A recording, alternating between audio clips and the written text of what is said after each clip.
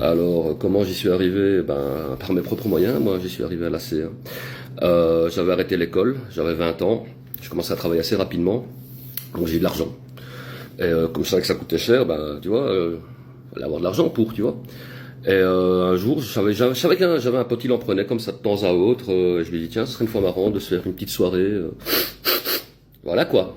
Et au début, c'est rigolo, hein. Ah oui, il dit, ouh, te tue. Ouf, ouf, ouf, ouf. Bon, le lendemain, t'es un petit peu comme ça vaseux, mais bon, bah, t'es plus ou moins au courant que le lendemain, t'es vaseux, quoi. Donc, ça allait, quoi, tu vois. Mais après, rapidement, on est passé de 1 à 2, si pas 3, si pas 4, tu vois.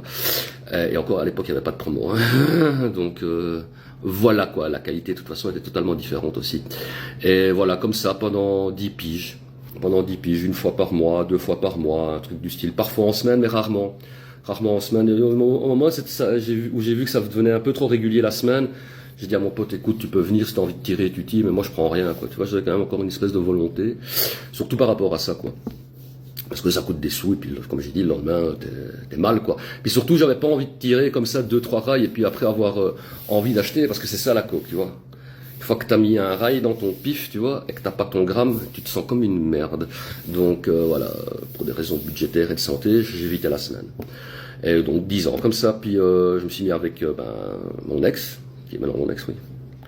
Et pendant 10 ans, j'ai plus rien pris, quoi, parce que voilà, c'était mon moteur pour ne plus consommer, quoi.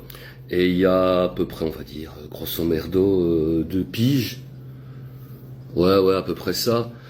J'ai une soirée ici, tu vois, voilà, on était dans une ambiance et un pote il sort le truc, il me dit, je dis non, moi j'en ai fini avec ça, ça me dit plus rien, c'est trop dangereux, hein.